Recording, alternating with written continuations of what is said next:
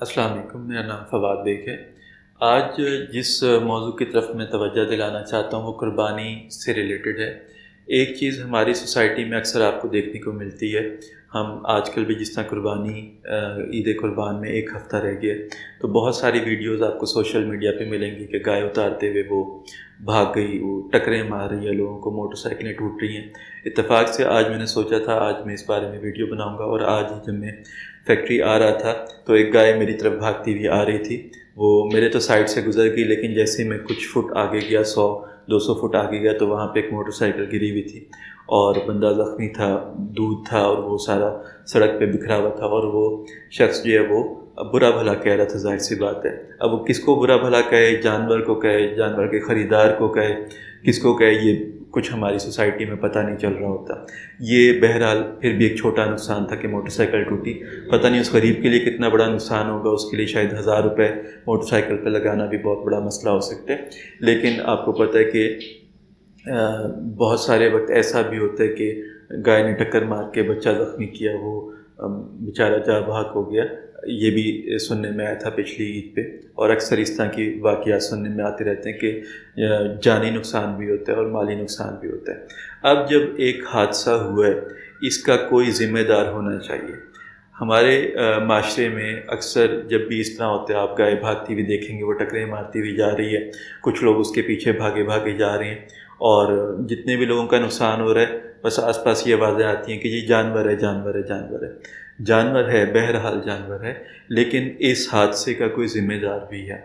تو میرے نزدیک اس کی ذمہ داری ظاہر سی بات ہے خریدار کے اوپر آتی ہے، اور اس خریدار کے اوپر آنے کی ایک وجہ ہے۔ میرا نظریہ یہ ہے کہ جب بھی آپ اپنے جانور کی خریداری کر رہے ہیں تو آپ اپنی استطاعت کے مطابق کریں۔ اب استطاعت کا مطلب صرف یہ نہیں ہے کہ آپ کے پاس پیسے جمع ہو گئے ہیں تو آپ جانور کی خریداری کر لیں۔ استطاعت میں یہ بھی شامل ہے کہ اگر آپ کے پاس گائے کے پیسے جمع ہوئے ہوں اور آپ کے محلے میں، آپ کے گھر کے باہر ایشورٹی کے ساتھ، گارنٹی کے ساتھ ایسی جگہ نہیں ہے گائے باندھنے کی جہاں پہ آپ گارنٹی دے سکتے ہیں کہ کسی کو نقصان نہیں ہوگا، تو اس کا مطلب آپ کی استطاعت پوری نہیں ہے۔ پیسے جمع ہو جانا استطاعت کا نام نہیں ہے۔ آپ کو اپنی استطاعت کے مطابق جانور کو دیکھنا چاہیے۔ اب یہ نقصان عام طور پہ کس وقت ہوتا ہے؟ ہم دیکھتے ہیں کہ ہم نے گائے خریدی، وہ گاڑی میں چڑھا رہے تھے، بھاگ گئی، ٹکریں مارتی جا رہی ہے، یا اتار رہے تھے گاڑی سے تب گائے بھاگ گئی، یا قربان کرنے لگے اس وقت صحیح طرح نہیں باندھا۔ یہ جینون کیس کے علاوہ ایک ہمارا پہلو اور بھی ہے، وہ یہ ہے کہ ہم نے دکھانا ہے اپنے جانور کو۔ بچے گائے لے کے گلیوں میں پھر رہے ہیں، وہ اس وقت بھاگ گئی، لوگوں کو ٹکریں مار رہی ہے۔ تو پہلی چیز تو یہ کہ اس واقعے کو، اس حادثے ہونے کو ہم مسئلہ سمجھیں۔ ہمارے معاشرے میں مسئلہ یہ کہ ہم سمجھتے ہیں کہ جو مسئلے جن کے درمیان میں ہم پیدا ہوئے ہیں یہ فطرت کا حصہ ہیں۔ جس طرح سورج نکلتا ہے، چاند نکلتا ہے، موسم بدلتے ہیں، اسی طرح یہ حادثات بھی ہیں، حالانکہ یہ حادثات ہمارے بنائے ہوئے ہیں اور ہماری ذمہ داری ہے کہ ہم اس کو حل کریں۔ تو پہلی بات تو یہ کہ ہم اس کو مسئلہ سمجھیں اور اس کا کوئی ذمہ دار ہونا چاہیے۔ جب ہم مسئلہ سمجھیں گے اور اس کا ذمہ دار ہوگا تب ہم اس کے سلوشن کی بات کریں گے۔ تو اگر ہم اب سلوشن کی بات کریں تو سب سے پہلی چیز یہ کہ اگر ہمیں پتہ ہے کہ جب بھی ہم جانور کو دکھاوے کے لیے لے کے نکلتے ہیں، اس کا قربانی کا پہلو، اس میں دکھانے میں ہمارا مذہب کیا کہتے ہیں، میں اس بات کی بات نہیں کر رہا، وہ جو بھی کہتے ہیں آپ بہتر جانتے ہیں، میں اس بات کی بات کر رہا ہوں کہ اگر ہم دکھاوے کے لیے لے کے نکل رہے ہیں اور کسی کا نقصان ہو رہا ہے تو ہم کم سے کم اس نظر سے ہی دکھاوا بند کر دیں کہ اگر ہمارے بچے یا بڑے اس گائے کو لے کے نکل رہے ہیں اور آج یہ بھاگ گئی اور اس کی وجہ سے کوئی نقصان ہو گیا تو اس نقصان کا جواب ہم کیسے دیں گے؟ ہم سے کوئی نہ مانگے، انسان نہ مانگے، لیکن بہرحال اللہ تعالیٰ نے ایک دن، جس دن رائی کے دانے کے برابر بھی حساب کتاب ہونا ہے کسی بھی کام کا، تو اس دن اللہ تعالیٰ نے اس کا حساب لینا ہے۔ تو ہماری قربانی جو کہ ایک واجب چیز ہے وہ ایک طرف رہ جائے گی، اور ہمارے جو فرائض دین نے لگائے ہیں کہ تم میں سے کوئی، یہ حدیث کا مفہوم ہے، تم میں سے کوئی ایمان والا نہیں ہو سکتا جس وقت تک اس کے زبان، اس کے ہاتھ اور اس کے کاموں سے دوسرا مسلمان محفوظ نہ ہو۔